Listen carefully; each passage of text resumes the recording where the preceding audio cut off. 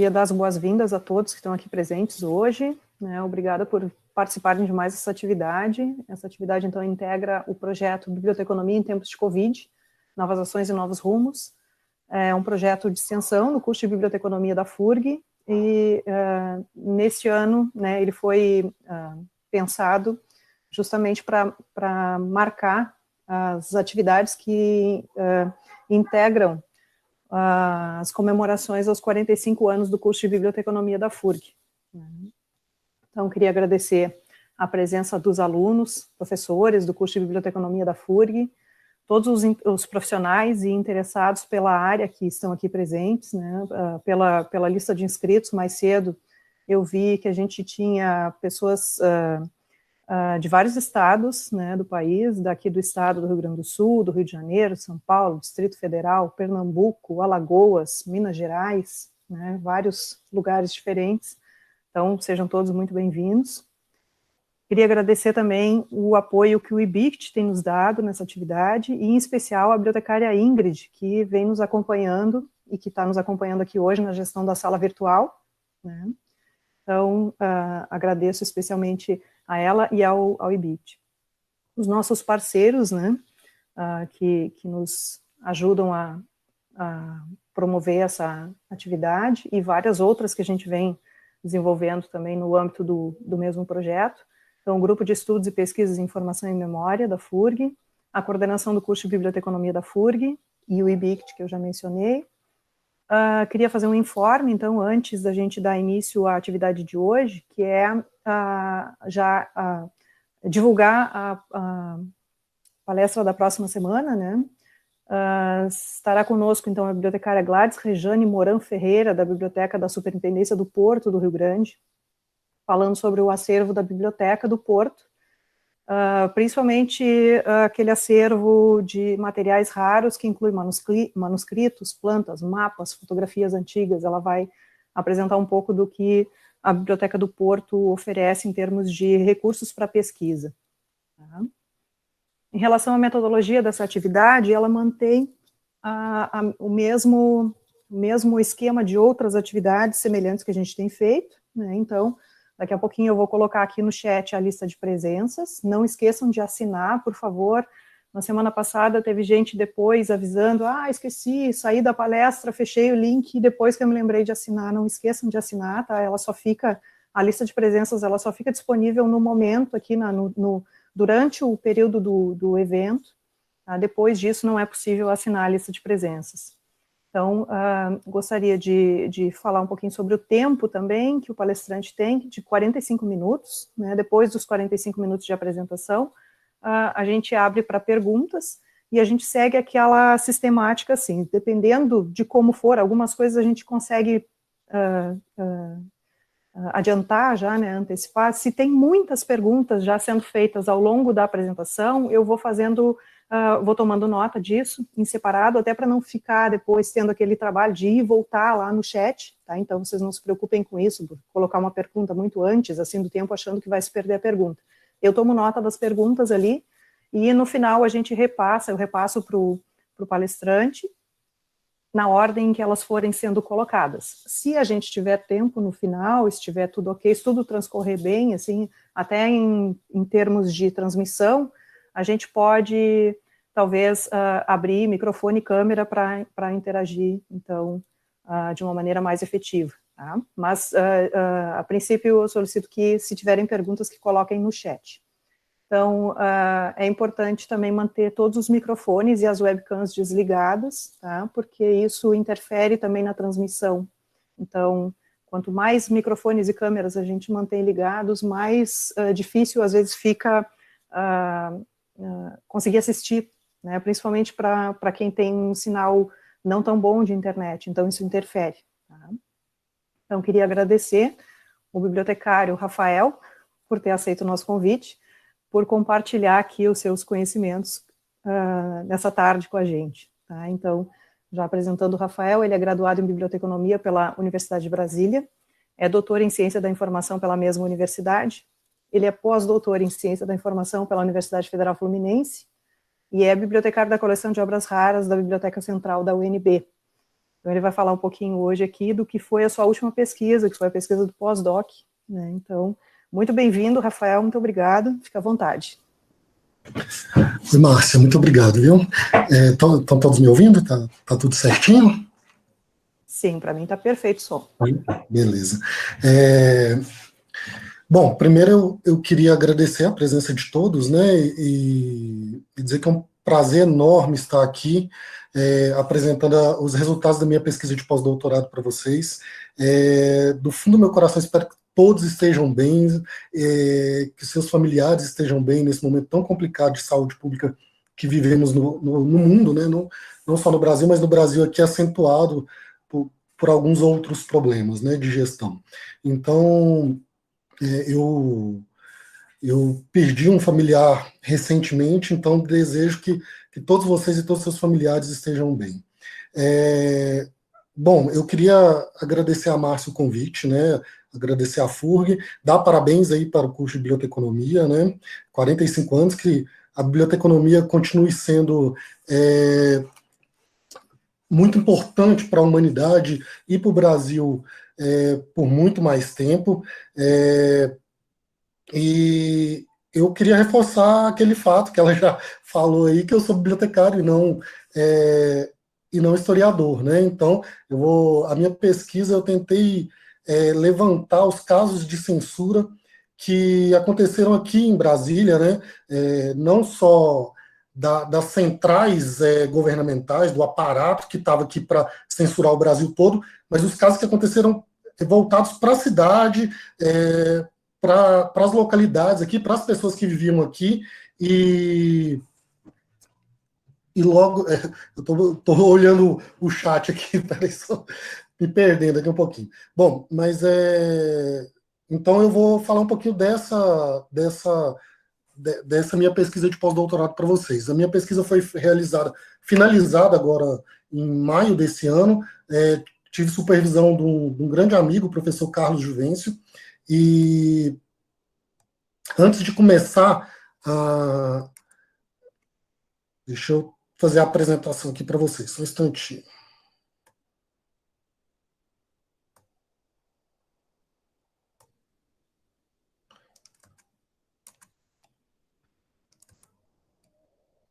Bom, então, antes de começar a falar dos meus resultados, eu gostaria de conceituar a censura, né?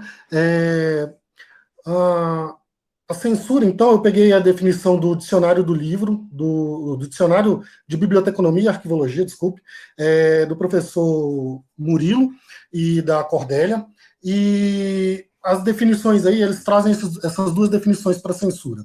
A primeira, a proibição de publicar e divulgar ideias, notícias, imagens e conceitos que são considerados pelas autoridades como elementos capazes de abalar a autoridade do governo ou a ordem social e moral. Né? Então, aí está uma proibição de publicar. Então, isso aí se remete a uma censura prévia. Né? Alguém vai olhar e decidir se pode ou não publicar. Já o segundo conceito, controle exercido sobre a informação e os livros, com a finalidade de decidir sobre a oportunidade ou inoportunidade de sua disseminação, já deixa um pouco mais aberto, né? O que mostra que o aparato censório ele não está só ligado à censura prévia, né? Então, tem muitas coisas que são publicadas, mas que depois, por algum motivo, se decide que aquilo não pode circular, que aquilo é retirado, no caso de livros, por exemplo, das livrarias, né? Ou mesmo até com seus leitores, aquilo é apreendido. Então, é importante a gente entender esses dois aparatos censórios, porque quando a gente lê sobre censura, é muito comum se confundir os conceitos, e sempre está mais associado à censura prévia, tá? Mas também existe uma censura repressiva, tá? Bom, eu vou tentar aqui ser breve, mas fazer um pequeno histórico da censura no país, porque hoje em dia a gente associa muito à ditadura militar, realmente foi um período muito repressor às ideias e à cultura, mas a censura é tão antiga quanto a chegada dos portugueses no Brasil, né? Então, e teve um impacto muito grande de como a informação circulou no território brasileiro. Bom, o período colonial, desde 1517, em Portugal já existe a censura do ordinário, que é a censura do bispo, né? E ainda no século XVI se monta um sistema tripartido, que vai ser o ordinário, a Inquisição e o desembargo do Paço. Ou seja, duas instâncias censórias religiosas, né, da Igreja Católica e uma instância do governo. Então, para qualquer coisa ser publicada em Portugal, tinha que passar por essas três instâncias, né? Então, como tudo era publicado em Portugal, o Brasil, ele vai, e existia essa censura muito forte, o Brasil como uma colônia de exploração, isso vai interferir de forma direta de quando o livro vai chegar no país. O livro, a imprensa, mesmo as universidades, né? Por exemplo, o primeiro livro impresso no país é em 1747. Então, que é o Antônio Isidoro da Fonseca que publica no Rio de Janeiro, e quando se descobre que ele publicou, quando a coroa portuguesa descobre, manda confiscar o maquinário de impressão dele. Então ele imprime 3 folhetos e tem o seu material recolhido. E ele recorre dessa decisão e a coroa responde, olha, de todo jeito você vai ter que mandar para a censura aqui em Portugal. E aqui o papel é mais barato. Então não se faz necessário publicar no Brasil. Então, mesmo em 1747, a partir da nossa primeira publicação, isso não se torna continuado. Isso só vai ser continuado a partir de 1808, com a chegada da família real no Brasil. Então, veja bem, né, se os portugueses chegam aqui em 1500, apenas em 1808 vamos ter imprensa continuada no Brasil. Então, livros, revistas, jornais, só vão ser publicados a partir desse período. Bom, aqui no Brasil, a Inquisição não vem, tá? Nesse período, a partir de 1808. Mas se instaura, por exemplo, no Rio de Janeiro, a polícia do Rio de Janeiro vai atuar também como censura. Então, com a independência, esse cenário não muda. Assim, em 1821, a censura prévia vai ser abolida, mas vai se inaugurar, a partir daí, para os impressos, um outro tipo de censura, que é o seguinte, principalmente à imprensa, né, principalmente aos jornais, aos meios de comunicação. Vocês estão livres de censura prévia, mas vocês são responsáveis pelos abusos de imprensa. Então, isso se inaugura em 1821, a Constituição de 1824 vai sair sem censura prévia, mas logo em 1830 vai vir uma lei que vai regulamentar o que seria esses abusos de imprensa, né? E quando você estuda censura, né, a história da censura no país, a gente vê que o segundo reinado é considerado... Oi? A gente vê que o segundo reinado é um momento considerado mais tranquilo, digamos assim, no controle da informação no país, né, por parte do Estado. Mas mesmo lá, a gente tem, por exemplo, o Conservatório Dramático Brasileiro, que vai ser uma instituição do Rio de Janeiro que vai censurar, que vai analisar previamente qualquer peça teatral que vai ser encenada na cidade do Rio de Janeiro, né? E, por curiosidade, a gente tem alguns nomes muito grandes da literatura brasileira que vai ser censor nessa... Por exemplo, Machado de Assis, José de Alencar, Joaquim Manuel de Macedo, vão ser censores e eles... A ideia é muito legal dessa censura, que é assim, muito legal, a ideia é de engrandecimento da literatura e do teatro, né?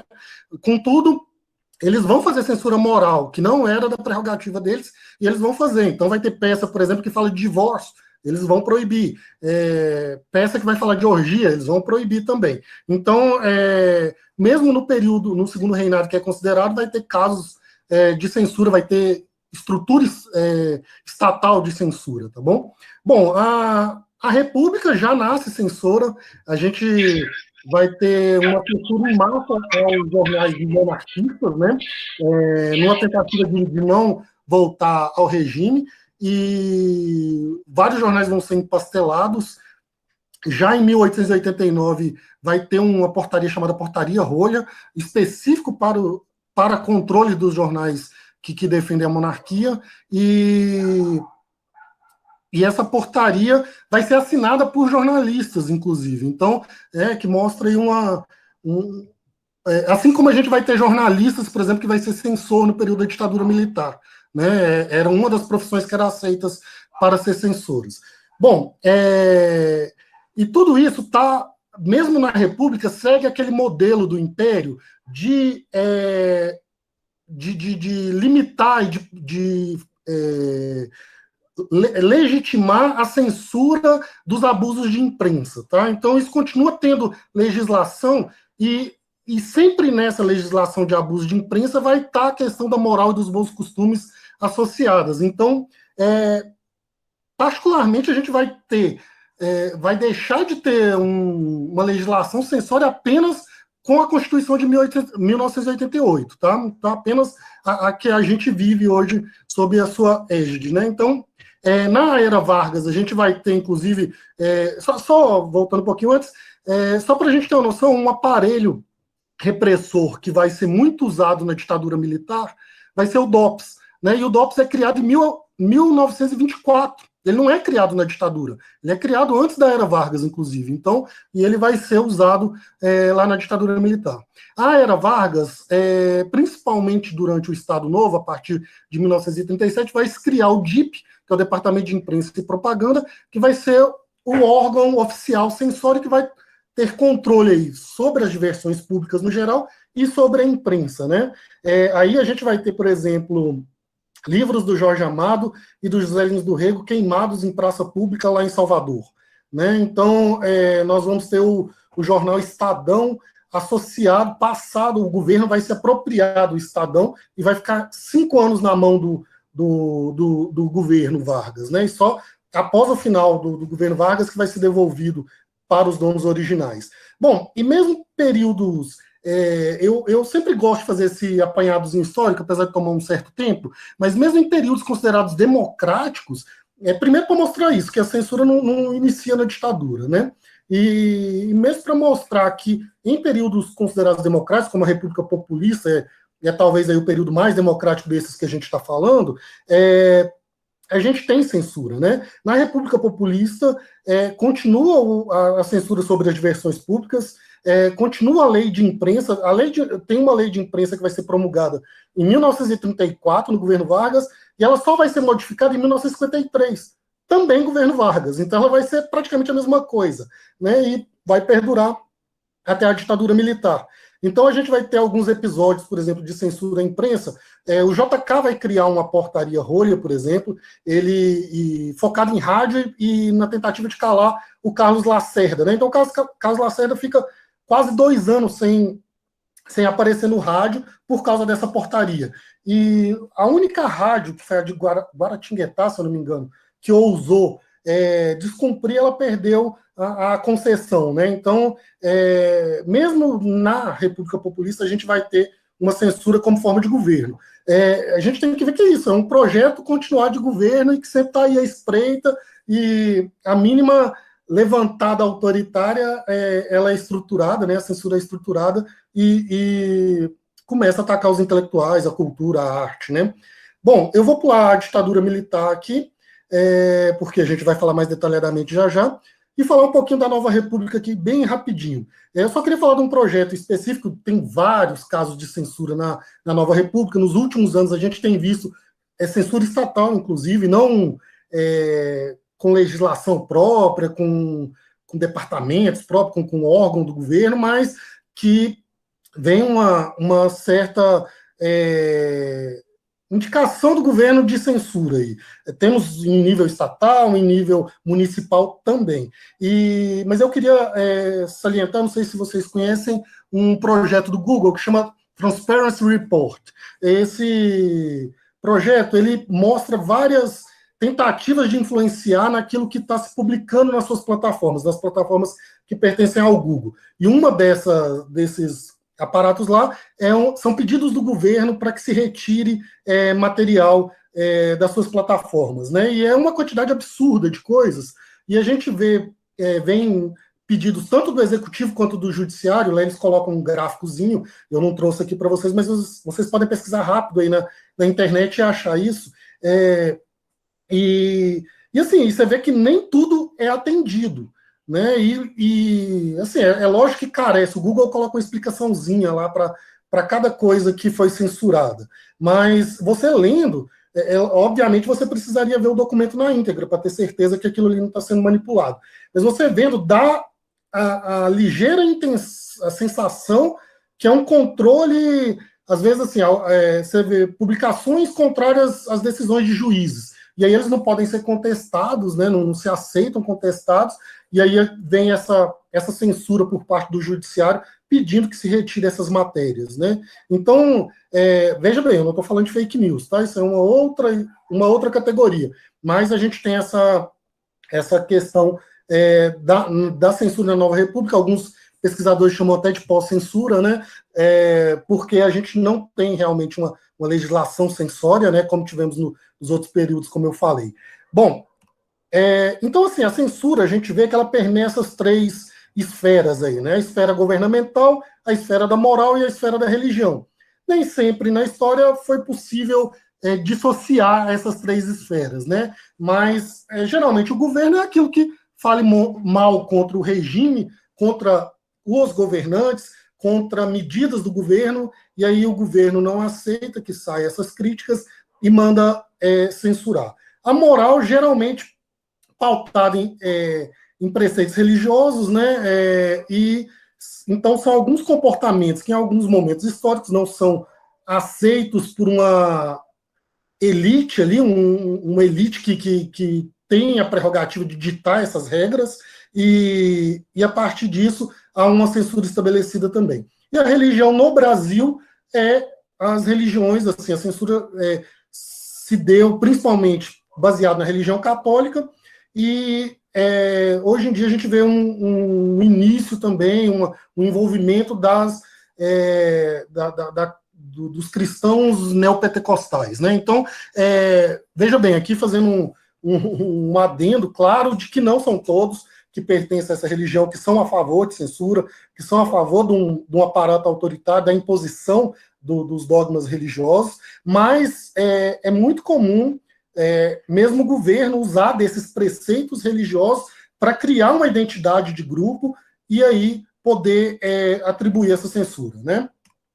E estabilizá-la. Bom, aqui então para falar da ditadura, da censura na ditadura militar, né, para a gente traçar o histórico e o modo como ela se deu, a gente vê então que o DIP é o embrião para essa censura que vai acontecer na ditadura militar. Obviamente, o DIP já é um reflexo de toda aquela legislação censória e de todo aquele período censório que a gente falou. Mas o DIP, então, ele é fechado, é finalizado em 1945, só que aí já surge, em dezembro de 45, já surge a SCDP, que é o Serviço de Censura de Diversões Públicas. E essa SCDP vai vir um decreto que vai regulamentar a censura, principalmente a censura moral, e principalmente a censura ao teatro e ao cinema, tá bom?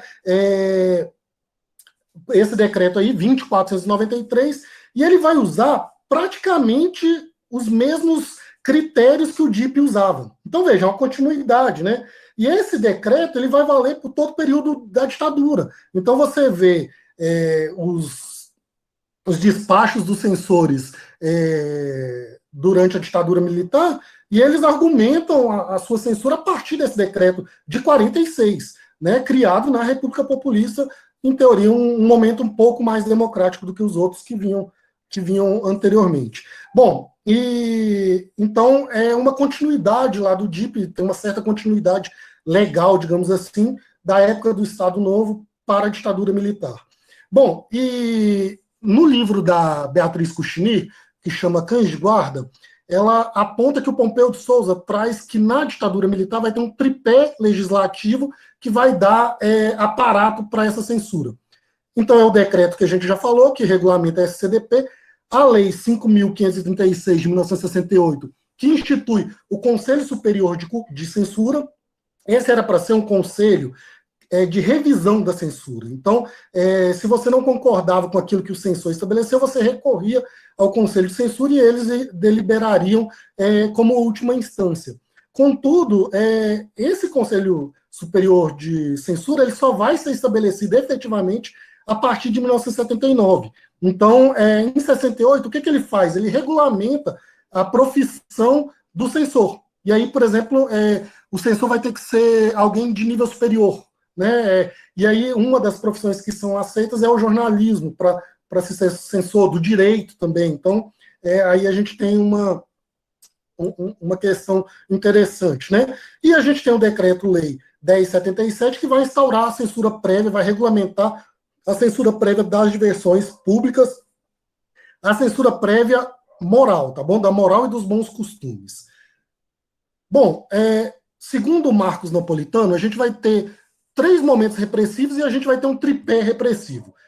O primeiro desses 3 momentos é entre o intervalo de 64 e 68, em que vai tentar dissociar a cultura de esquerda das classes, das massas, digamos assim, né? Então vai ser fechado o ISEB, que é o Instituto Superior de Estudos Brasileiros, vai ser fechado também o CPC, que é o Centro Popular de Cultura, né, ligado à UNE, né, a União Nacional dos Estudantes, e aí a repressão para livros e imprensa, né, e periódicos vai ser mais episódica, né? Ela não vai ser muito bem estruturada nesse período, mas vai ter, sim, momentos de censura. Na questão de livros, por exemplo, a gente vai ter a civilização brasileira muito perseguida durante esse período, com várias apreensões de exemplares, com prisão do Enio Silveira, que é o editor, o dono da civilização. E a gente vai ter os inquéritos policiais militares como a principal ferramenta. Em termos de punição, eles não vão ser tão efetivos, mas já vai trazer bastante apreensão ali para o meio intelectual, para os artistas brasileiros.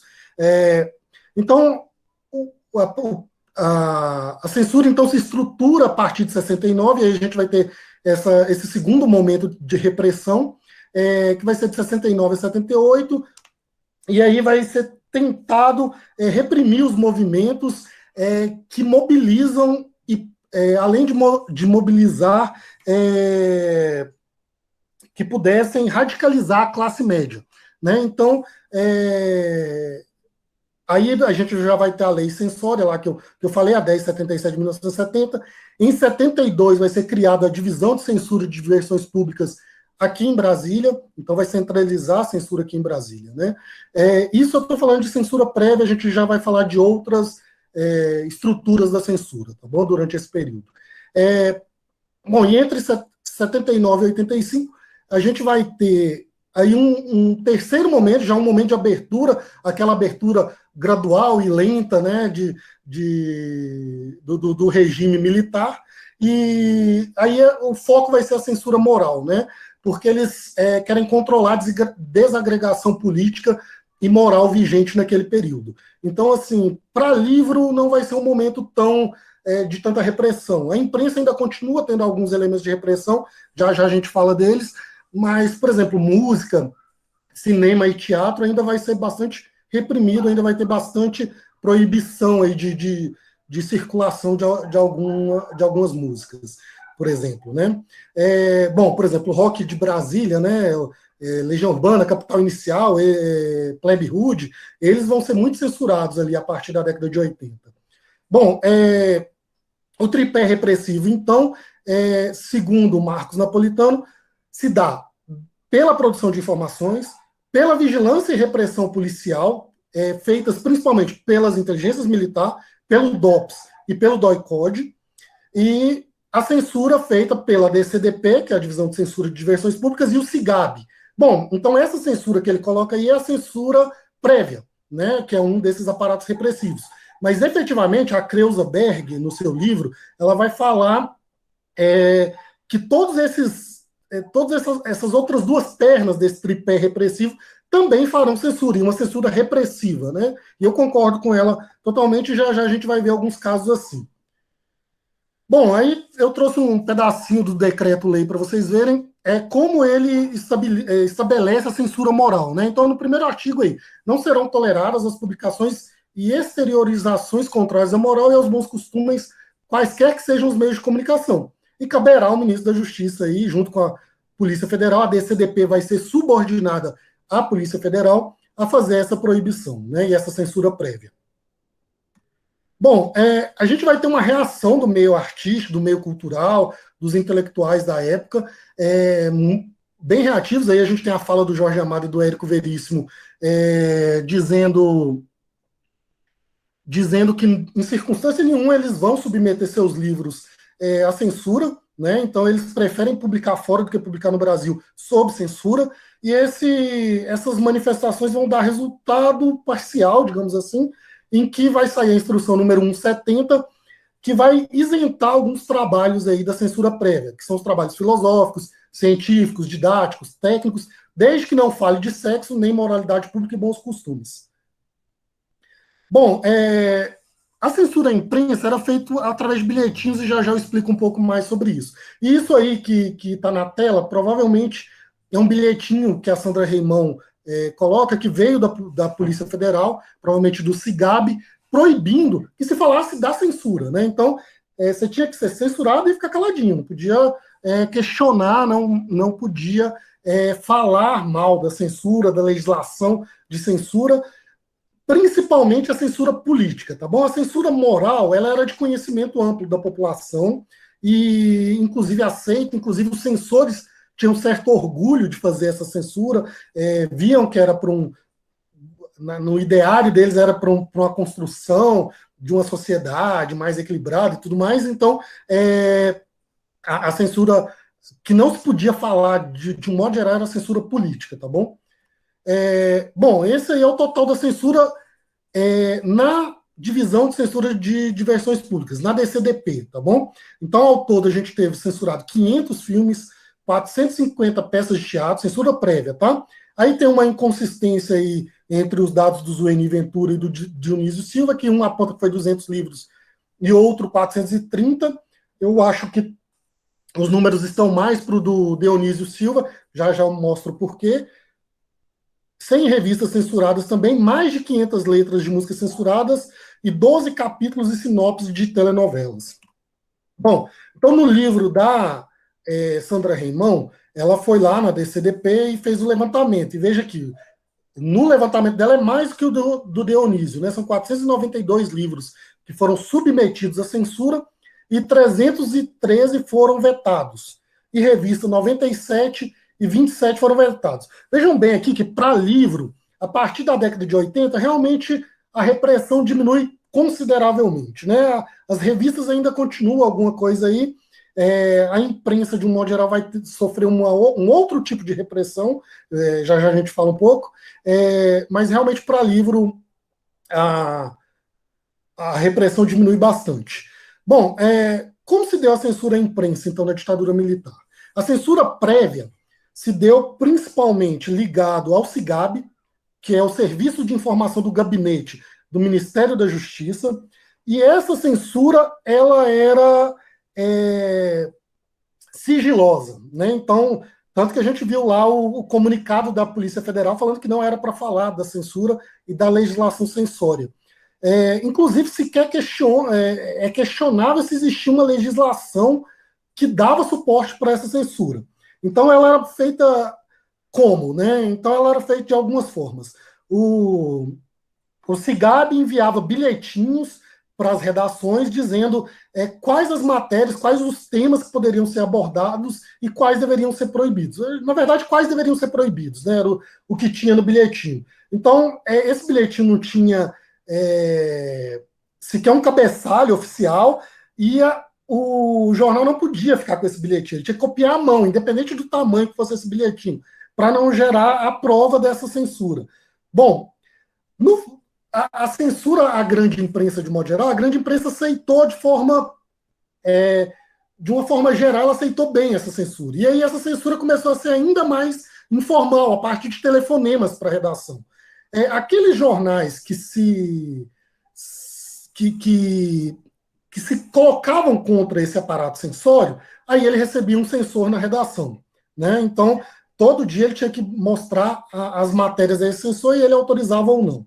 Aqueles que ainda continuavam tentando burlar esse aparato censório, a censura ficava ainda mais pesada. Ele tinha que submeter toda a documentação que ele ia gerar aqui em Brasília, né? Então, pensa, o jornal do Rio de Janeiro, ou de São Paulo, ou do próprio Rio Grande do Sul, tem que enviar um jornal aqui para Brasília, guardar toda... Isso era de propósito, claro, né? E além dessa censura prévia feita pelo CIGAB, a gente tinha uma censura repressiva. A Anne-Marie Smith, ela chama de animosidade difusa, isso que é o seguinte, né, você apreendia o jornalista, você torturava o jornalista, você atacava as finanças do veículo de imprensa. Então, tudo isso, ela fala que sequer foi estruturado. Por quê? Porque todos os órgãos governamentais, toda a estrutura de repressão, se sentia à vontade para fazer isso, né? Então, veja como é muito maior do que a censura prévia, a censura no governo militar. Bom, então, assim, o que eu levantei? Aqui em Brasília, alguns casos, né? Essa censura, tanto a imprensa quanto a livros, né? Então, eu vou dar exemplos daqui de Brasília, que aconteceram. Eu particularmente não conheço um outro trabalho que reúne todo. A minha ideia principal era reunir a maior parte dos casos, todos os casos que eu encontrasse, uma grande quantidade de casos, para traçar meio que um dossiê mesmo, né, do que aconteceu em Brasília, que eu confesso que eu não tinha muito conhecimento até começar a pesquisa, né? Então, apesar dos exemplos que eu vou dar ser daqui de Brasília, esse modo de fazer censura ocorreu no país inteiro, tá bom? São poucas as questões que dizem especificamente sobre Brasília, tá? Que só aconteceu aqui. Bom, aqui em Brasília, como era uma cidade nova na década de 60, né, fundada em 1960, então em 60 e 70 ainda se construindo ali a cidade, né, se formando a cidade, era uma cidade muito pequena em que os jornalistas e as suas fontes governamentais, suas fontes oficiais, tinham uma proximidade muito grande. Tinha uma proximidade, inclusive, geográfica mesmo, né?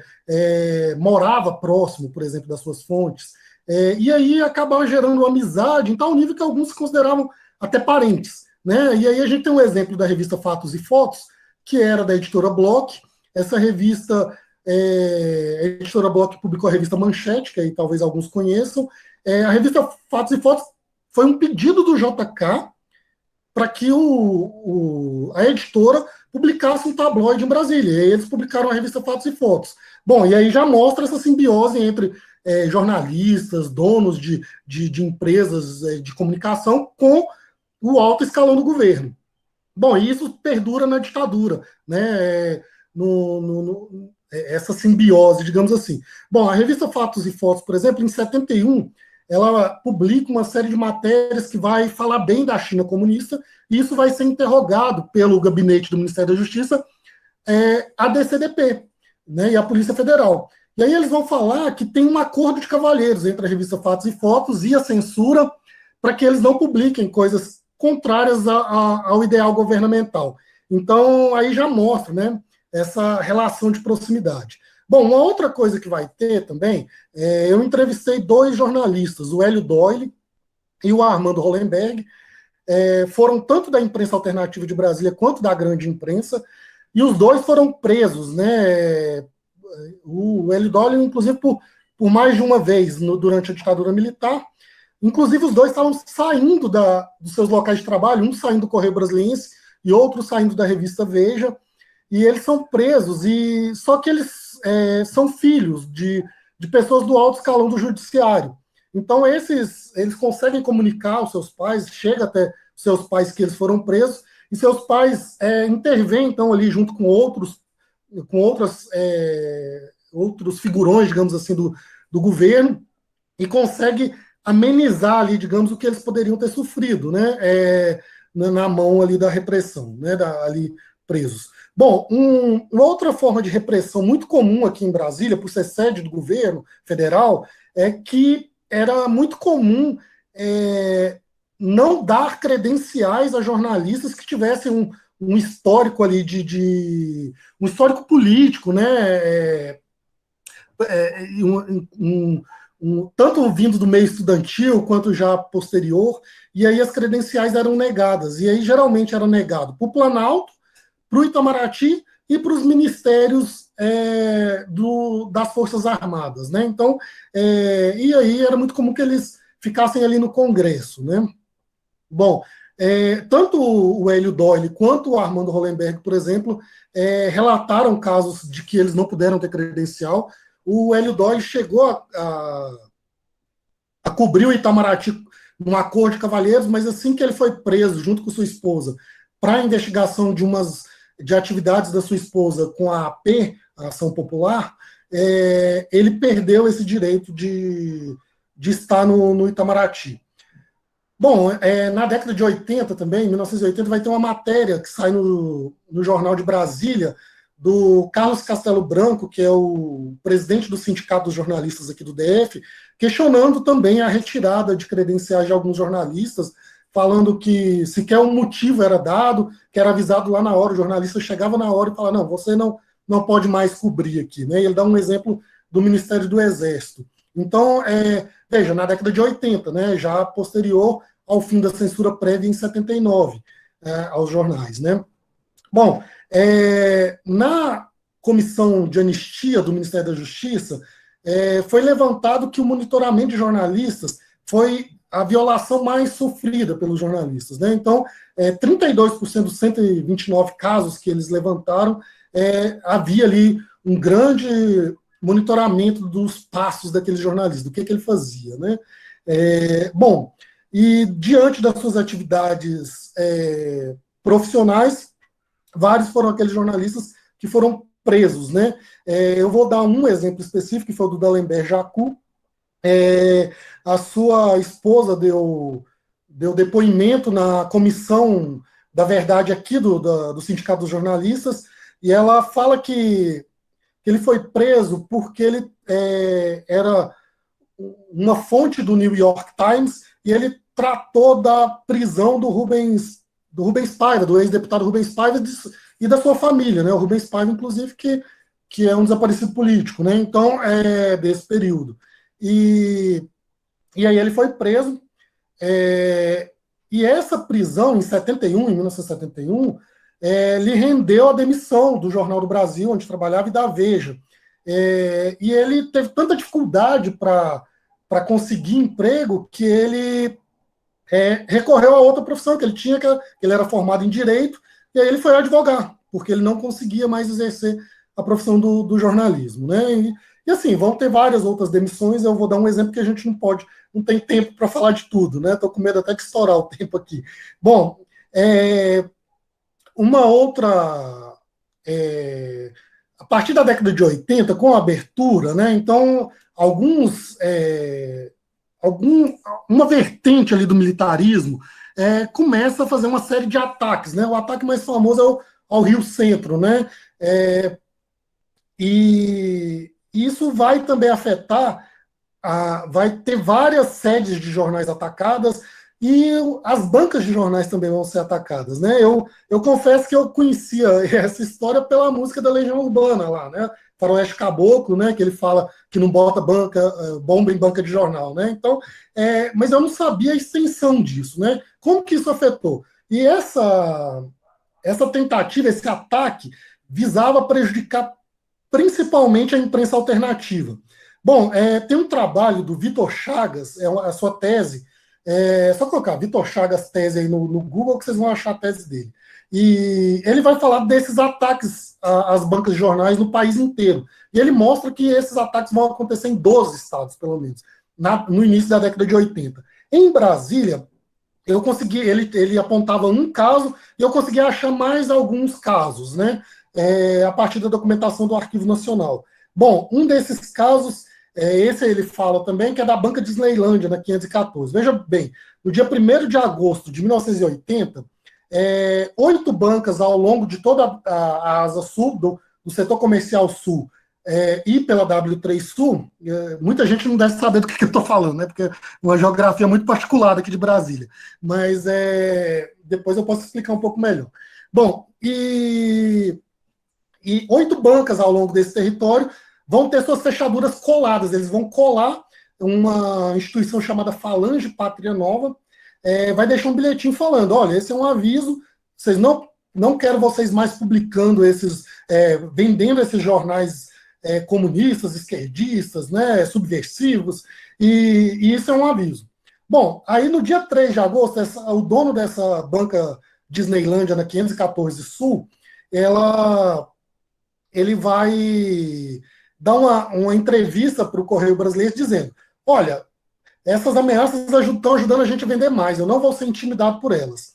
E aí, no dia 12 de agosto, né, então 9 dias depois, ele vai sofrer um atentado. E aí vão soltar uma bomba dentro do seu estabelecimento, ali dentro da sua banca de jornal. E no dia seguinte ele dá uma nova entrevista. Ele falou, eu falei que não ia me intimidar, mas diante do acontecido, infelizmente eu terei que parar de vender. Então tinha um impacto grande na divulgação. A imprensa alternativa, alguns, o único meio de renda, de manutenção do jornal, era a partir da venda em bancas de jornais, né? Porque não tinha um número suficiente para assinatura, por exemplo, né? Ou uma estrutura administrativa muito grande para fazer. Então isso afetou diretamente aí a circulação da imprensa alternativa. Bom, e vários jornalistas vão ser torturados. Eu vou dar aqui só o exemplo do Armando Hollenberg, que vai ter choques nas mãos, porque meu tempo está acabando, eu vou ter que dar uma corridinha aqui no final. Bom, e ele vai, provavelmente a tortura que ele vinha sofrendo vai deixar de acontecer de forma mais intensa, digamos assim, não, porque teve aquela intervenção do seu pai junto com alguns políticos ali, e aí ele foi solto a partir disso, né? Bom, aqui a gente tem uma foto, tá, da banca de jornal aí, a banca Disneylândia. Vocês veem aí no chão aí como todo o material tá aí jogado, espedaçado, né? Aqui em cima não afetou tanto. E, bom, e não foi uma bomba para destruir totalmente a banca de jornal, porque tem um outro bilhetinho dando outro aviso, que aquilo era um segundo aviso, e que o terceiro já não seria ainda pior, um terceiro ataque, né? Bom, e aos livros? O que aconteceu aqui em Brasília? Bom, a censura geral aos livros é feita pela DCDP, a censura moral. A censura política de livros, ela também, assim como a da imprensa, ela não encontra legislação que dá suporte para ela durante esse período. Então, como ela era feita, essa censura política, após a publicação do livro? Bom, e isso acontecia também porque porque a quantidade de livros publicados era muito grande. Então, teria que ser um aparato ainda maior do que tinha a censura, a DCDP, para dar conta. E não, seria impossível, na verdade, né? E também vai acontecer uma animosidade difusa, então, em relação aos livros. Vou partir para os exemplos que isso fica mais claro. Bom, então aqui em Brasília, veja bem, olha como isso já era um projeto de governo, né, por assim dizer.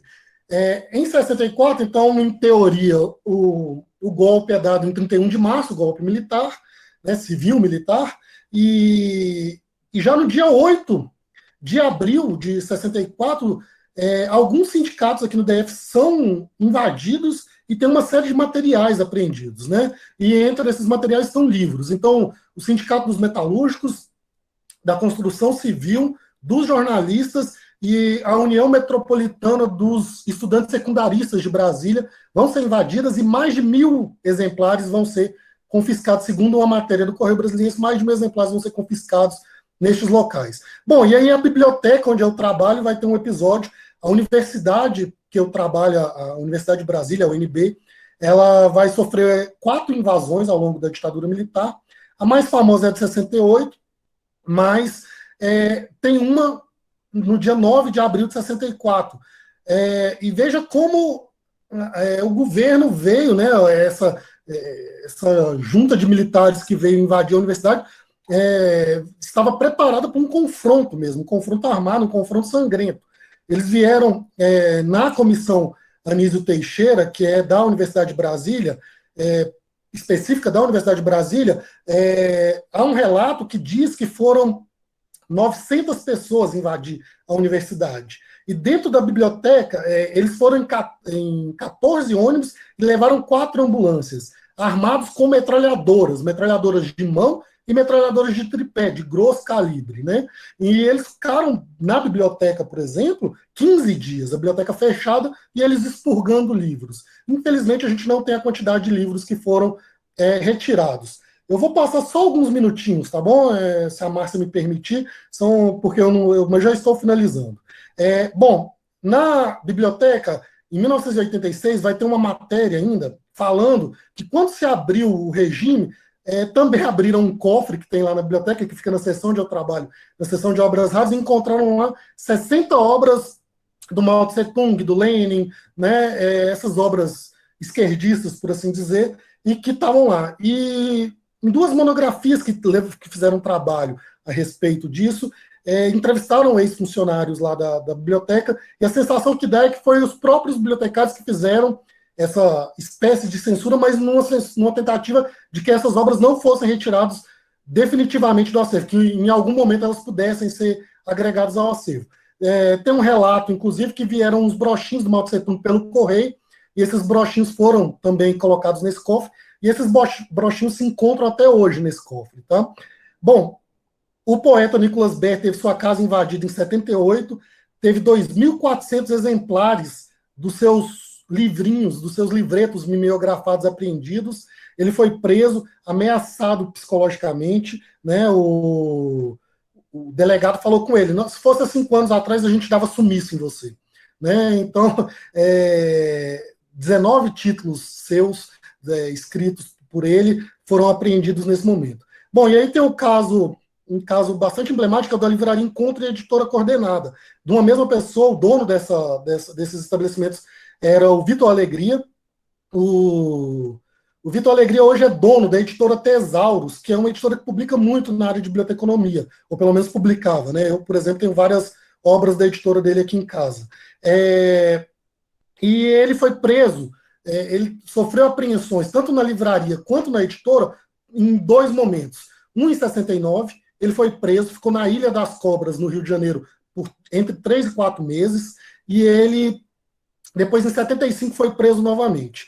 Em 75, eu encontrei muita documentação no Arquivo Nacional falando dessa prisão que ele sofreu. Então, ele foi preso, e ele foi preso no dia 13 de maio de 75, e foi solto no dia 24 de junho. E aí constava uma outra prisão dele no dia 24 de junho, porque ele tinha sido solto e foi preso de novo. E aí eu perguntei para ele em entrevista, eu tive o prazer de entrevistá-lo, e ele contou que essa segunda apreensão, essa segunda prisão que ele sofreu, ele foi sequestrado, na verdade. Era para ele sair, a família dele estava esperando no lugar onde ele estava preso, em Goiânia, na frente do edifício lá, e ele foi solto na parte de trás. Ele falou que viu pessoas escondidas em arbustos lá esperando ele. E aí ele foi preso, foi torturado, ele sofreu choques, pancadarias, ele ficou, somando os 2 períodos aí nesse momento, mais ou menos 3 meses, ele ficou mais ou menos 2 meses aí nesse sequestro, digamos assim, e ele falou que quando ele foi entregue para a Polícia Federal após esse prazo de tortura, ele estava tão fraco que ele teve que ser tirado do camburão nos braços, né? Então, realmente uma covardia aí. Bom, e um outro modo que teve de censura foi apreensões com leitores, né? Então, foi muito comum ter um trabalho da Ana Caroline Chagas. Ela foi uma pessoa muito simpática comigo nesse momento da minha pesquisa. Ela me passou os dados de pesquisa dela e eu consegui ampliar o número de casos que ela tinha identificado para o Distrito Federal. Ela identificou 17 autos de apreensão aqui em Brasília e eu consegui chegar a 28. Então, aumentei um pouquinho ainda mais, mas ela estava fazendo para o Brasil todo também. Né? Então, bom, então veja, teve 28 autos de apreensão. Essas apreensões eram feitas pelo DOPS, e eles iam na casa das pessoas com o intuito de pegar livros para configurar que aquela pessoa era subversiva, como prova que aquela pessoa era subversiva.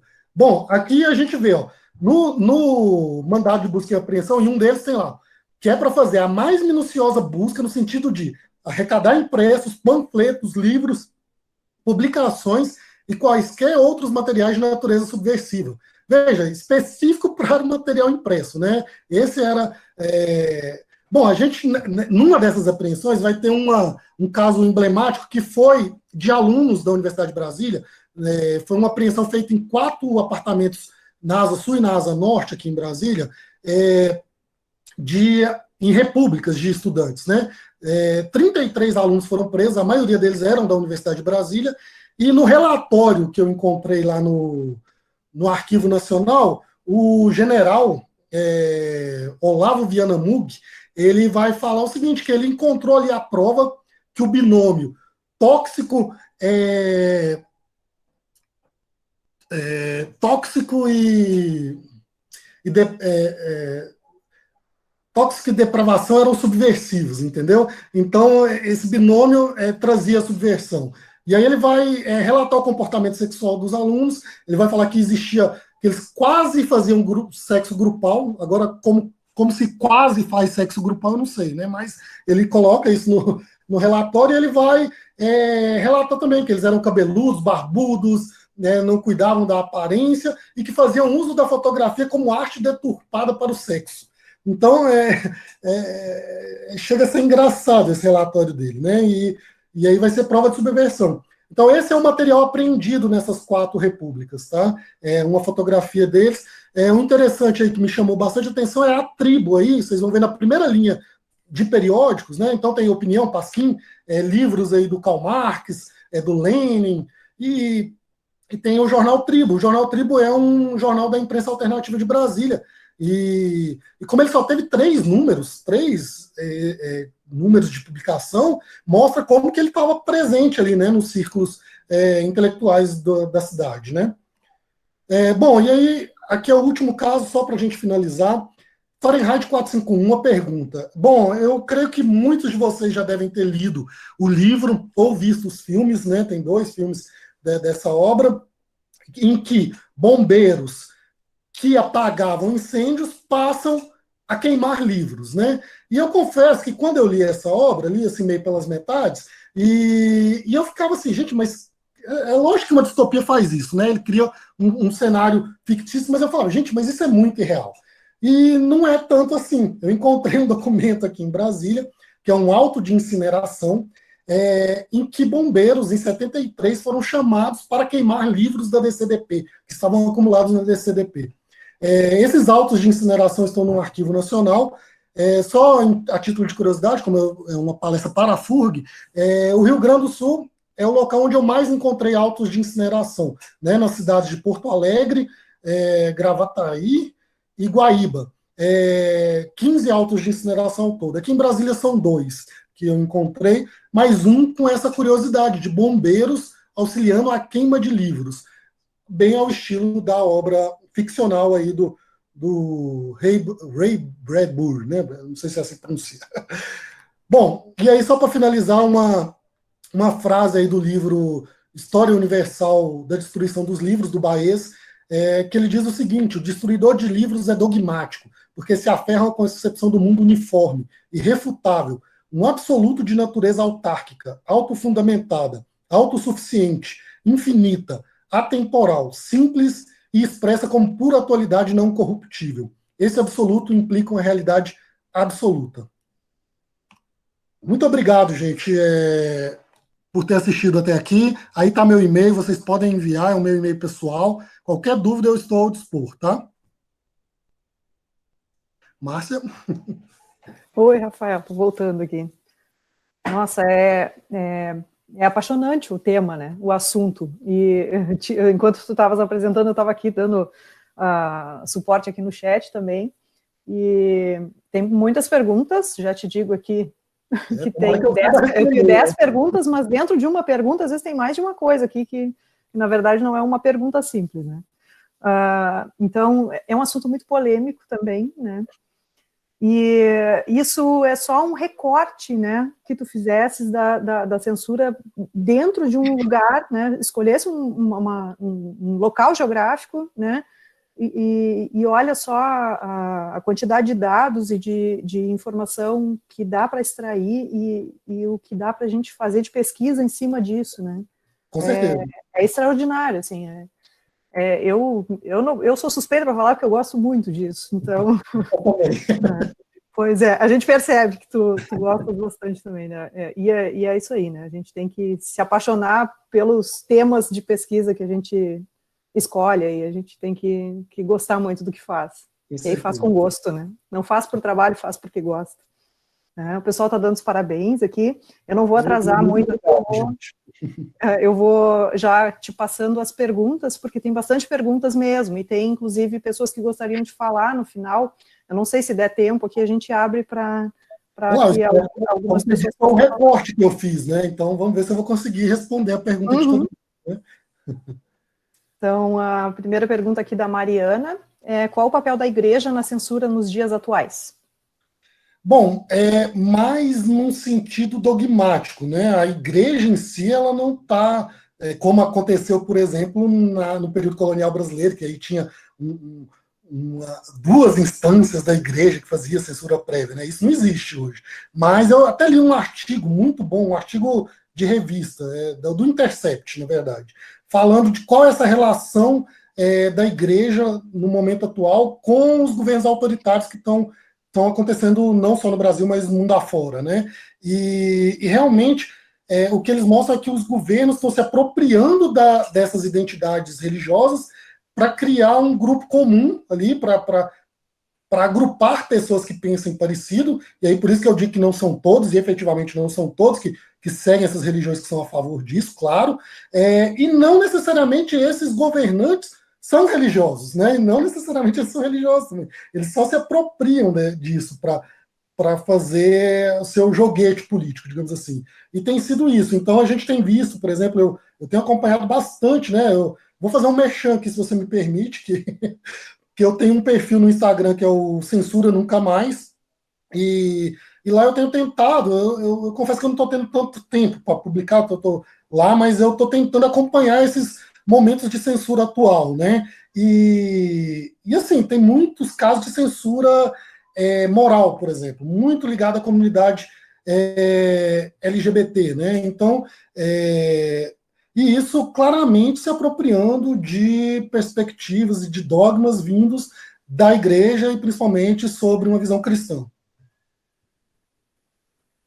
Não sei se eu Eu consegui. estava colocando o teu perfil aqui no chat para quem quiser seguir. Uma segunda pergunta aqui da Alissa. Se alguns dos dados que o governo pediu para serem retirados do Google incluem fake news, tem uma forma de descobrir isso? Pois é, então, o que o Google disponibiliza lá é muito pequenininho, duas linhazinhas ali explicando como veio esse pedido. É por isso que eu falo, tem que olhar com muita, com muito cuidado esses dados, né? Mas ele faz isso para o mundo todo, tá? Não é só para o Brasil. Você consegue lá limitar só o que aconteceu no Brasil. Ele mostra, foi exatamente porque ele sofria muito pedido e ele criou esse projeto para mostrar. Mas assim, claramente a maioria dos casos são sobre difamação. Eles têm lá a porcentagem, se eu não me engano, mais de 50% dos casos são sobre difamação. Então, a difamação, claro, envolve falar mentiras sobre uma outra pessoa, né? Então, esse que é um problema de regulamentar as fake news hoje, que a gente está vendo aí uma tentativa, né, de regulamentar, e que é extremamente necessário, porque tem um impacto político muito grande, mas é um problema por isso, porque você pode usar as avessas também. Você falar que sofreu uma fake news e que não é uma fake news, e que aquilo sai ali no momento político que você precisa que aquela informação saia da internet para não te afetar, não afetar a sua imagem, e depois isso volta. E lá tem casos assim, porque o que acontece? O Google ele diz que recorre de várias dessas decisões. Então tem várias decisões que pede para retirar a partir de um processo de difamação, mas depois o Google recorre e ninguém questiona. Por quê? Porque ele queria que só retirasse naquele momento ali, né? Então, acontece muito esse tipo de coisa. Lá a gente vê. Eu recomendo que dê uma lidazinha lá, é bem interessante de ver. Assim, você vê, por exemplo, como o judiciário não se aceita criticado. Assim, é muito comum de ver pedidos do judiciário porque fala mal da decisão de juízes e tal. Então, assim, eu não vou nem citar um caso específico, eu também não vou processado. Não que eu acho que vá ter chegar no ouvido de algum juiz, mas né, então, eles não aceitam. Né? É incrível. Eu recomendo a leitura do Transparency Report. Uma outra pergunta da Alice aqui também. Os censores no Brasil confiscavam bens além de livros e revistas? Bom, confiscava, assim, tudo que, lá como diz aquele auto de apreensão, tudo que pudesse sujeitar a subversão, né, que pudesse falar que aquele sujeito era subversivo, era apreendido. Bom, e aí, obviamente, o livro, às vezes, ele é a prova principal do processo, mas muitas vezes, a grande maioria, ele é uma prova secundária, né? Então, mas sempre ali como prova, tá? Então, mas também tem arma, né? E aí outras coisas assim que são apreendidas. Agora, aqueles autos de incineração é bem interessante porque eu estou escrevendo um artigo sobre ele, espero que logo tenha uma publicação sobre esses autos de incineração. É interessante porque lá eu vi que eles colocaram para queima fantasia de carnaval, por exemplo, né? Então, eu achei bem interessante. Eu quero entender o contexto em que essas fantasias foram aprendidas. Lá nos autos não explica, né? Mas eu vou tentar descobrir aí. Então, você tem uma diversidade aí de documentação apreendida. Uma pergunta da Mariana. E nos dias atuais, como a censura se dá? Por exemplo, quais livros são censurados? Ela comenta assim, esse assunto me chama atenção, pois em 2015 fiz um trabalho sobre livros proibidos na atualidade. Em alguns países são proibidos, por exemplo, Harry Potter, por tratar de magia e bruxaria, e o Diário de Anne Frank, por ter partes de sexo, que são proibidos principalmente em algumas escolas. Sério, Diário de Anne Frank? Enfim, eu nem lembrava dessa cena de sexo no Diário de Anne Frank, mas enfim, o Harry Potter eu já vi, saiu até uma espécie de uma bula da igreja também recomendando a não leitura, chama ad minoptum, se eu não me engano, uma coisa assim. Agora eu esqueci o termo específico, mas eu acho que é algo assim. Que a igreja emite hoje em dia falando, olha, tal coisa a gente não recomenda para os católicos que sejam lidas, né? Então, assim, hoje em dia, eu vi, por exemplo, a gente tem um viés político também, né? A gente teve o caso lá do Acre, né? Foi do Acre? Foi do Acre, né? Ou foi de Rondônia? Rondônia, desculpa. De Rondônia, que teve o governador, se eu não me engano, lá. Olha, gente, desculpa, viu? É um episódio recente, eu li bastante sobre esse episódio, mas que censurou algumas obras, censurou. Das obras do Monteiro Lobato? Não, foi de um outro, gente, fugiu o nome. Enfim, no Censura Nunca Mais tem uma matéria só sobre essa apreensão específica. Mas aí no Sul, por exemplo. Machado de Assis, o Bruno está colocando aqui.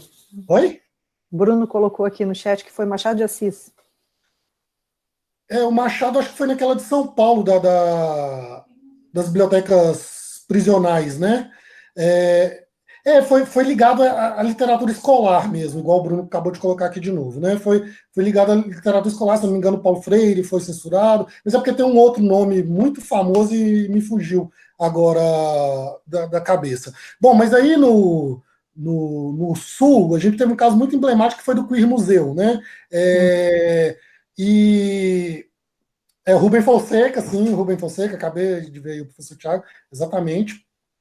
E engraçado que o Rubem Fonseca foi censurado na ditadura, né, também. Então, a gente vê uma certa similaridade de coisas que vieram, que perduraram daquele momento até a atualidade, né? Então, no caso do Queer Museu, a exposição foi impedida de acontecer, né?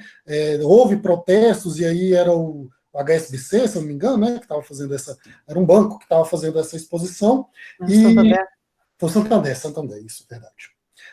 O Santander, e ele decidiu por não continuar com a exposição, mas eu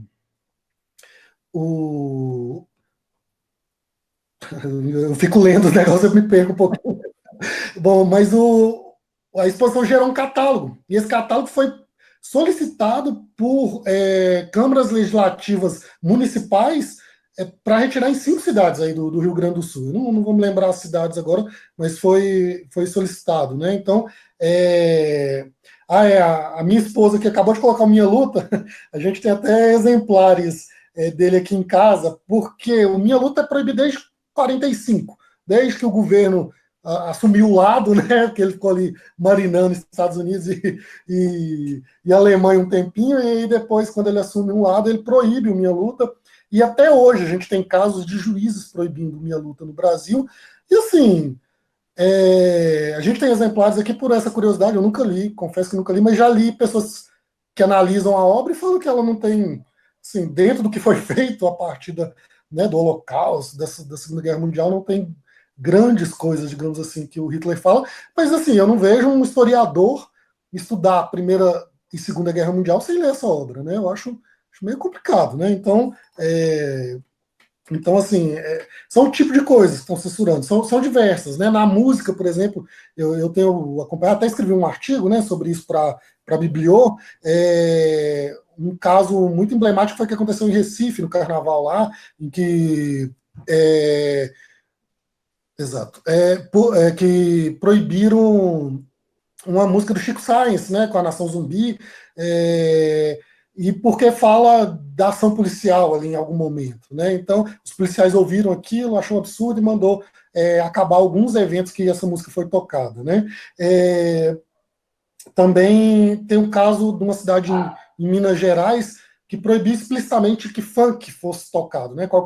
Ele fala que é qualquer estilo musical que fale de violência e de sexo, mas só especifica o funk, né? E a gente viu que teve um projeto de lei que circulou para a proibição do funk, né? Então, tem uma censura moral muito presente aí nesse momento atual, né? Muito ligado a essa questão que eu falei dos governos se apropriar dessas identidades religiosas, né? Para atuar. Então, eles estão atendendo uma parcela específica aí da população então, assim, eu vejo muito ligado à educação, realmente, à questão sexual, né, e aí sexual na sua amplitude, né, e principalmente as questões da comunidade LGBTQI. É uma pergunta aqui que, na verdade, tu já vem respondendo, tá mais ou menos incluída dentro das respostas que tu vem dando das outras perguntas, né? A Tatiele faz a pergunta assim: Rafael, como descreveria a censura nos dias atuais, como ela vem acontecendo? Muito próximo, né? Exato. Ela está sendo episódica também, muito similar com a ditadura envergonhada, né? Que é aquele primeiro período de repressão que eu falei lá, de 64 a 68, né? A gente viu, por exemplo, uma censura, trazer mais exemplo além daqueles que eu já falei, a Caixa Cultural exercendo a censura em algumas peças teatrais pelo país inteiro. Então, a Caixa Cultural do Recife, a Caixa Cultural de Brasília e a Caixa Cultural do Rio, se eu não me engano, não sei se teve mais alguma, censurou peças que tinham a temática LGBTQ e também uma peça que falava da repressão da ditadura militar. Né? Então, eu estou vendo também se instaurando. Eu até estava lendo uma matéria hoje de uma pessoa da OAB, ligada à OAB, falando de um dispositivo que saiu da CGU, agora recentemente, em que servidores não podem falar mal dos órgãos públicos que trabalham a partir das redes sociais. Né? E essa pessoa do direito falou que isso não era censura. E muito, assim, eu não sou do direito, então desculpa se eu estiver falando uma bobagem, mas ao meu ver, é censura sim, porque aí ele coloca, ele associa muito a questão na instituição privada, que isso já acontece, né? Que a pessoa se fala mal da instituição, mas a pessoa não entende que o público está relacionado ao nosso exercício de cidadania também, né? Então, não necessariamente tem uma outra coisa em jogo aí, diferente do que a iniciativa privada traz, né? Então, que tem que ser colocado. E assim, tem que se tomar muito cuidado para não se estender demais o que é esse grupo hierárquico. Por exemplo, eu trabalho no UNB, mas o meu grupo hierárquico é o Executivo Federal. Então, eu falar mal do presidente, que está vindo fazer uma série de coisas maluquinhas aí, né? Isso vai me caracterizar como nessa lei. Então, assim, é bem preocupante, ao meu ver, como a gente tem visto outros dispositivos de censura associados, outros recursos muito próximos a esses sendo exercido pelo governo, eu diria que é censura sim. Tá? Teve um caso do IBAMA também que saiu, que lançou uma instrução normativa para os seus servidores lá, de que não poderia falar com a imprensa sem passar pela gestão de imprensa do órgão. Então, teve um caso da Escola Superior de Guerra que acionaram a PGR perguntando como poderia como poderia... Exato, isso mesmo, que a pessoa acabou de colocar aí, dentro dos quartéis, né? Exato. E na Escola Superior de Guerra teve uma solicitação formal de como poderia ser punido essas pessoas que falassem mal do governo agora. Então, tanto civil quanto militar, quanto os professores civis quanto professores militares. Então, é uma situação muito preocupante, que vai cercando, vai criando e vai aumentando um cerco repressivo muito parecido com situações que a gente já viu na história do país, né? Uma outra pergunta, Rafael, em relação à censura dos jornalistas. Se tu acreditas que ela voltou ou que ela nunca parou e só se intensificou? É uma pergunta da Carla Rodrigues. Tá, ela voltou definitivamente. Agora, se não parou, eu não... Assim, você tem, a partir de 88, casos muito episódicos, né? Assim, existem casos, mas para a imprensa muito episódicos, tá? Mas ela tem se intensificado. É só a gente ver o comportamento... por exemplo, uma coisa que aconteceu na ditadura militar foi o governo retirar a sua publicidade e as matérias que eles tinham os avisos que eles tinham que dar para a comunidade dos jornais que não seguissem a linha governamental. Eles tinham até uma lista, alguns jornais de Brasília até configuravam nessa lista entre 81 e 83, de que eles não receberiam verba do governo federal. A gente teve um episódio do Bolsonaro indo à Fiesp e pedindo que alguns empresários não financiassem jornais e veículos da mídia em geral que não fossem a favor do governo. Né? Então, você vai vendo uma estrutura muito similar, muito parecida. Né? Aquela questão dele lá no cercadinho dele, né? Ofender os jornalistas e agora proibir os jornalistas de vez. Isso é muito parecido com o que o Armando Falcão, o ministro da Justiça, fez na ditadura militar, em que ele ia para... Às vezes ele nem ia, ele mandava um assessor lá que não sabia de nada do que ia ser perguntado, então a pessoa ficava lá totalmente perdida, ou ele ia e falava nada a declarar, ficou o bordão dele, né? Nada a declarar. E ele falou até para os jornalistas que ele ia gravar essa expressão, porque tudo que eles perguntavam ele não tinha nada a declarar mesmo, então ele ia gravar. Então, assim, muito similar, assim, né?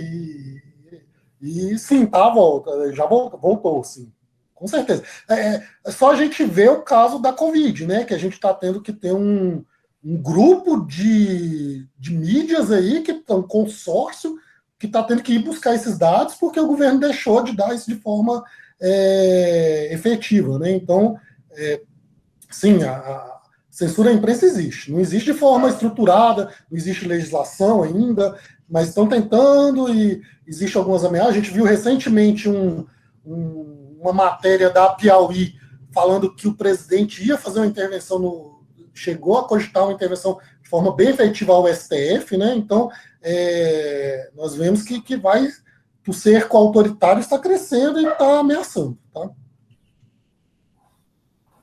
A gente tem 3 perguntas ainda, e o Bruno está aflito para falar contigo, então eu vou só tranquilizar o Bruno.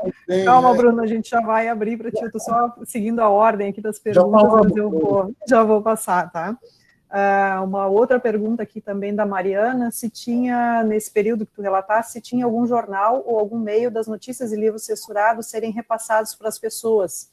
E na sequência, né, ela pergunta se esse material que era apreendido, qual era a finalidade que eles davam para esse material, se eles eram queimados. Sim, então, vamos lá, né? Repete a primeira pergunta, por favor. A primeira? Já te repito. A primeira. A segunda eu sei, que é o fim das obras, mas eu me perdi na primeira. Tinha algum jornal ou algum meio das notícias e livros censurados serem repassados para as pessoas, mesmo com a censura, né? Então, eu não falei aqui da resistência, só falei da repressão, né? Em função do tempo que eu tinha, obviamente, né? Mas, efetivamente, você vai ter vários mecanismos de talvez não... Alguns jornais, aqui em Brasília, por exemplo, o Hélio Doyle, tanto o Hélio Doyle quanto o Armando Hollenberg, foram os dois que eu entrevistei, me falaram de casos que deliberadamente eles assumiram, olha, vamos publicar. O Hélio Doyle mesmo falou da prisão do Onestino, né, que é um estudante daqui de Brasília, da Universidade de Brasília, foi presidente da UNE e hoje é desaparecido político também, e que foi preso, então eles publicaram deliberadamente no jornal, correndo o risco de sofrer represália.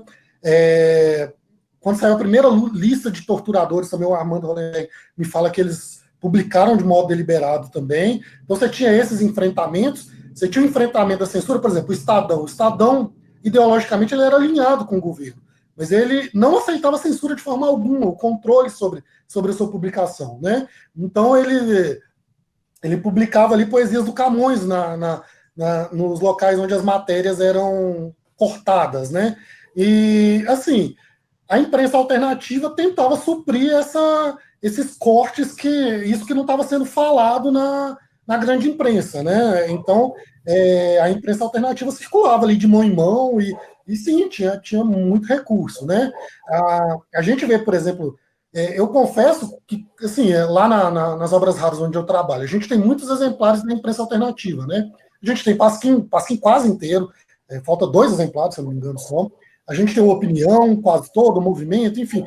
E eu me perguntava, Brasília teve imprensa alternativa? Eu não sabia se tinha tido imprensa alternativa, né? E aí, na minha pesquisa, obviamente, eu descobri aí, vários veículos da imprensa alternativa. Quero até mostrar um, vou aproveitar aqui. Esse aqui é um deles. Vamos ver, será que dá para ver aí? Uhum. Ordem do Universo. Ordem do Universo, Esse foi um. Ele não era tão político, ele era mais ligado à linha comportamental, que é o desbunde que eles falam, né?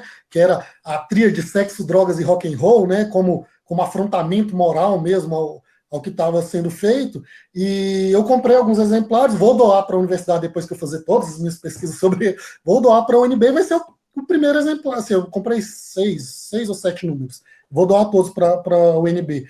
E vai ser o primeiro, até onde eu sei, o primeiro jornal da imprensa alternativa que vão ser de Brasília dentro da universidade. Nós temos do país inteiro e não temos de Brasília, né? Então, o Cidade Livre, por exemplo, com certeza ele chegou a incomodar o governo, porque vai ter um momento que o governo da ditadura ele vai criar um sistema para fazer uma auditoria fiscal e contábil nas redações da imprensa alternativa. Uma tentativa de fechar, de encontrar irregularidades, e encontraria, porque a imprensa alternativa era muito amadora, né? Ela não tinha um controle de finança, né? Não tinha uma administração muito forte, e aí poder fechar esses jornais por vias legais, né? Então, falando que estava dentro da legalidade, ali fechando esses jornais, e o Cidade Livre entra numa dessas listagens para passar por uma auditoria dessa. Efetivamente ele não chega a ser auditado, mas porque ele dura 5 números, né? Então ele é bem rapidinho e aí E o Cidade Livre é legal que ele se inspira em um jornal daí do Rio Grande do Sul, de Porto Alegre, que é o Cojornal, né? Que é um órgão da imprensa alternativa bastante famoso, que criou uma cooperativa de jornalistas, né? Para manter o jornal, e aqui também tenta fazer essa cooperativa de início, acaba que não dá certo, que a legislação está muito, muito agarrada ali, né? Então, enfim, tinha mesmo. O fim que era dado, bom, de um modo geral, o que acontece? Os livros apreendidos lá nos autos de busca e apreensão, eu não sei, porque eles eram geralmente com a temática política que eles eram apreendidos, né? Então, você viu ali na fotografia que eu mostrei livros do Karl Marx, do Lenin, né? Enfim, uma série de livros nessa vertente comunista, esquerdista e tal.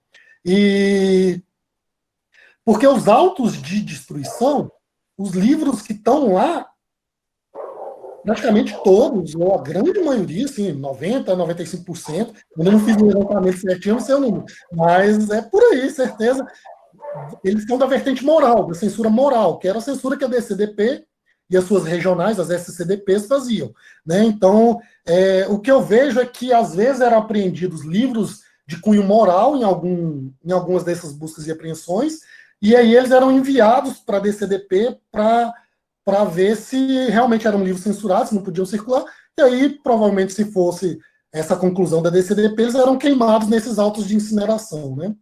Esses autos de incineração era meio que a limpeza do depósito, né? Porque, só para você ter uma noção, em Brasília, né, eu não dei esse dado, mas foram apreendidos mais de 6 mil exemplares. Mais de 6 mil exemplares só em Brasília. É uma coisa muito absurda, é uma coisa muito gigantesca. Isso que eu consegui contabilizar, porque tem várias matérias que não dão um quantitativo, né?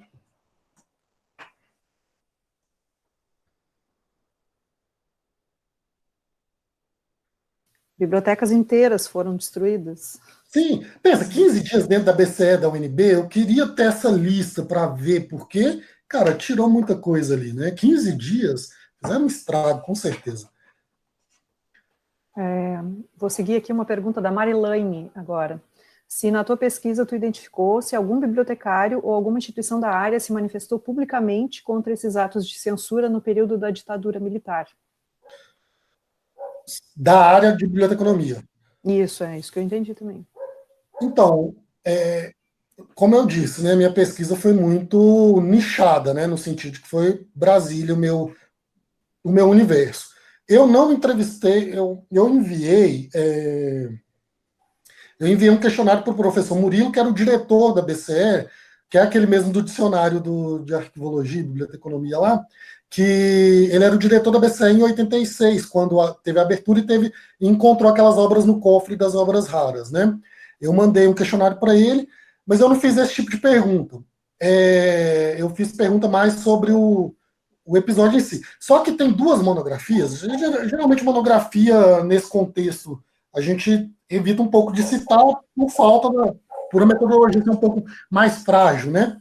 Mas como essas meninas fizeram entrevistas com pessoas que eu não fiz, eu gostei muito do que elas conseguiram.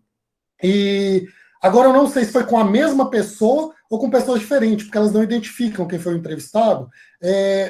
Mas a sensação, e um deles eu tenho certeza quem é a pessoa, mas como elas não identificaram, porque ela identificou pelas iniciais e falou a profissão. Então eu sei quem é essa pessoa que ela entrevistou, que é um grande nome da biblioteconomia. E ele fala que houve, por parte dos bibliotecários, um conformismo no sentido de não bater de frente, né? Que não era aquilo que era um intuito. Mas aquela iniciativa de ter obras dentro do cofre das obras raras e aparentemente ser nesse sentido de preservar essas obras e não de censurar efetivamente, já mostra que existia assim uma certa movimentação, por mais que não fosse pública, né, essa fala, mas de pessoas que não concordavam exatamente com o que estava acontecendo, né? Exato, é como a pessoa disse, o pessoal tinha medo, exato, né? O profissional bibliotecário não era um profissional ali de embate direto com a política, né? Então, realmente no Brasil a sensação que eu tenho do que eu pesquisei, aí requer pesquisas maiores, mais bem elaboradas, obviamente, mas é realmente que houve uma certa passividade da área, tá? Bom, Rafael, das perguntas que eu tenho anotadas aqui, eu tinha mais uma, que era a última que eu tinha, a 10ª pergunta, que era da Alissa também, mas vai na mesma linha da pergunta que foi feita agora, que tu acabaste de responder, né, sobre a atuação de bibliotecários, né, nesse período aí, se alguém teria se destacado. Tem mais algumas perguntas da Alissa, mas eu vou pedir, já que a Alissa é do nosso grupo aqui de pesquisa, faz no WhatsApp, eu vou pedir para que a Alissa encaminhe até depois, porque eu também não posso ficar segurando demais o nosso palestrante, senão ele não vai querer palestrar nunca mais para nós aqui. A gente vai para vocês, o problema a gente vai, é assunto que não termina nunca, né? Porque é uma coisa que dá muita vontade de seguir sabendo, descobrindo, porque isso tem a ver com a nossa vida cotidiana, né? Isso tem implicação direta no nosso dia a dia, né? E é por isso que nos interessa tanto também. Então, eu queria agradecer e queria ver se o Bruno estiver aí ainda, se ele quiser falar. Não sei se ele está aqui, porque eu não estou vendo, deixa eu ver a lista de pessoas, porque eu vi que vários já saíram. Sim. Não, acho que ele não está mais. Ele saiu? Poxa. Ele saiu. Mas eu vi, ele começou a seguir recentemente o Censura Nunca Mais, eu converso com ele lá pois depois. Pena que ele já saiu aqui, de repente ele tinha horário também, não sei. Mas eu queria agradecer, né? Esse tema é muito instigante, assim, né? E a gente fica na expectativa já de ver a tua produção intelectual. Você está preparando já artigo, né? Tem dois já aprovados. Um eu acho que sai na próxima semana, na Informação e Sociedade, que é sobre os livros censurados em Brasília. Aí já tem um outro que foi uma pesquisa que eu fiz sobre a revista do Homem, que é a revista Playboy, que eu achei, assim, nem era meu objeto de pesquisa, né? Mas quando eu achei os relatórios dos censores lá no Arquivo Nacional, falei, mas como assim? Uma revista que nasceu para ser como que nasceu para ser erótica, digamos assim, né? Censurada moralmente, como assim? Que coisa maluca, né? E aí eu fui ler os relatórios e aí gerei um artigo sobre isso. Esse também já foi aceito na revista Topoi, da UFRJ. Então, logo tem esses dois saem aí. Só que a da Topoi está previsto para o início do ano que vem. Então, demora um pouquinho, né? A gente sabe como é que é demorado essas... Aí, a da imprensa já tem um artigo elaborado, logo sai também, e eu estou fazendo mais esse do auto de incineração também, e estou fazendo um outro, são dois que eu estou fazendo, além daquele outro que eu te falei das proveniências lá, tem um outro que eu fiz uma pesquisa da presença da imprensa alternativa numa grande rede de bibliotecas e na Biblioteca Nacional. Né? Eu já tinha visto esse mesmo tipo de pesquisa feita com livros, né? Mas eu nunca vi com a imprensa alternativa. E realmente o resultado que eu cheguei foi uma baixa presença dessa imprensa nas bibliotecas brasileiras. Né? Ah, que legal. Vai sair bastante coisa boa aí, então. Espero que sim. E é interessante porque uma coisa, com a gente acontece a mesma coisa, né? Um assunto puxa o outro, e aquilo não tem fim, não termina mais. Com certeza. Então, obrigada, Rafael, Eu que agradeço. Acho que o pessoal está aqui elogiando, né? Então, acho que o público gostou bastante. Que bom, que bom, a gente agradece e numa oportunidade futura, eu queria te chamar novamente para falar de outras pesquisas, porque tu já fizeste tantas pesquisas interessantes, né? Eu vou lembrar aqui que até na época, quando eu te fiz o convite, tu me perguntasse, mas qual pesquisa? Do doutorado ou do pós-doc? Isso, na verdade, todas interessam, né? Mas a gente tem que limitar aqui agora. Então, vamos pegar mais recente. Até porque é mais polêmico também o assunto, não que o assunto do doutorado não tenha sido, porque também, né? Mas a questão da censura é sempre muito polêmica e muito velada também, né? Com certeza. Se fala pouco. Poxa, obrigado, Márcia, pelo convite. Eu me coloco ao dispor aí para qualquer outra atividade ligada a FUGS ou a qualquer outra coisa, qualquer parceria. Isso é o que eu gosto, né? Eu não sou professor, né? Porque do professor universitário, geralmente a pesquisa está mais intrínseca ali à sua atividade, né? A minha, eu sou técnico, né? Sou bibliotecário, então mas é a minha paixão essas pesquisas. Eu sempre tento trazer assim para o nosso contexto da biblioteconomia de livros raros, né? A censura, inclusive, vai me ajudar muito essa pesquisa que eu levantei para estruturar o acervo de obras raras da BCE, né? E que bom que eu estou produzindo coisa que interessa para a área, né? Porque é chato a gente produzir coisa que ninguém vai ler, né? Então, que bom. É uma pretensão, sem dúvida, né? Legal, obrigada, parabéns. Obrigado.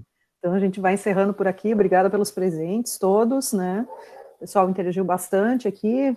Pena que a gente não tem mais tempo para estender mais, mas com certeza a gente vai, numa oportunidade futura, conversar de novo.